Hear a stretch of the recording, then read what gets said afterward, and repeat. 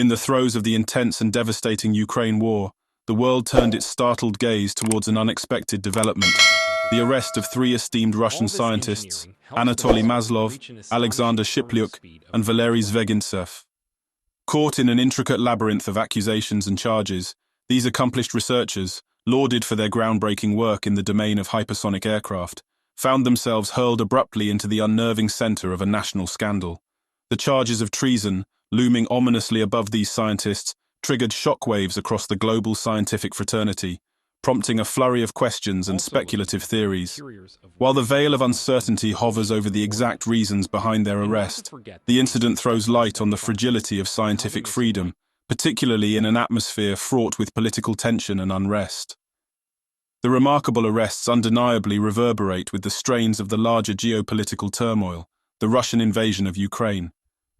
The scientists, closely associated with the development of Russia's formidable Kinzal missile systems, found themselves in the crossfire following an impressive feat by Kyiv. The Ukrainian capital, in a momentous event, succeeded in shooting down a barrage of these missiles. The scientific community, already stretched thin by the geopolitical situation, now stands divided over the allegations. As the Russian authorities staunchly defend their actions in the name of safeguarding state secrets, an influential section of scientists argue that such accusations and arrests stifle the spirit of free scientific inquiry, creating an environment of anxiety and apprehension. As the situation continues to unfold, one thing remains certain: the scientific landscape, like the war-torn streets of Ukraine, is navigating a battlefield of its own. Within the walls of Russia's scientific community, the effects of the charges against Maslov, Shiplyuk, and Zvegintsev have been catastrophic, fostering a sense of disquiet that reaches far beyond the confines of their laboratories. Among those feeling the heat are the colleagues of the detained researchers at the Institute of Theoretical and Applied Mechanics, ITAM. Their collective response, a poignant open letter, underlines the chilling impact of the allegations. Any article or report can lead to accusations of treason, the letter hauntingly declares, reflecting the dread that now clouds Russian academia. The open letter lays bare the paradox that the scientists find themselves ensnared in. The very work they are celebrated for today could potentially become the foundation for criminal prosecution tomorrow. The detention of these renowned scientists has echoed a stark warning to the scientific fraternity, suffocating the spirit of intellectual freedom and threatening to derail the course of Russian aerodynamic science. The haunting reverberations of these treason charges haven't left the halls of Kremlin untouched. Kremlin spokesman Dmitry Peskov, acknowledging the open letter, marked the gravity of the situation, but delicately sidestepped any direct commentary citing the ongoing investigation. However, his words indicated the severity of the charges, a subtle reminder of the high stakes in the game of national security.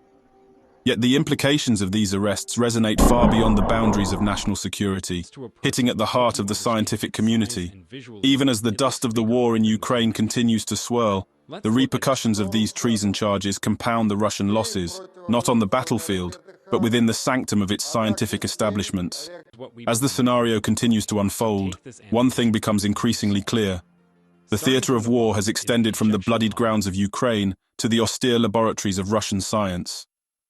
The arrest of these three scientists marks an unsettling juncture in the Russian invasion of Ukraine, as it unravels a war waged not only on the battlefield, but also within the scholarly corridors of Russian science. The hypersonic technologies that these researchers have devoted their lives to have become both a symbol of Russian advancement and a point of contention. The Kinzal missile systems, touted as the unstoppable marvels of aerodynamic warfare, have recently faced a significant blow. Ukraine's recent success in downing 6 such missiles using the US-made Patriot missile defense system has been a testament to this fact. The ripple effects of these arrests have also started to cast long shadows on the future of Russian scientific research. Young scientists, potentially the torchbearers of Russia's scientific renaissance, now face a paradox. Their pursuit of knowledge, fundamental to the future of aerospace technology, might well land them behind bars. The grim fate of Dmitry Kolka, another scientist who was arrested despite his failing health and subsequent death, underscores this chilling reality. As we navigate the entangled narratives of scientific research, national security, and the unforgiving reality of warfare, we find ourselves standing at the precipice of an era where the pursuit of knowledge could be synonymous with the crime of treason. The events unraveling in the aftermath of the Ukrainian war leave us to question the future of scientific freedom in the face of national security imperatives.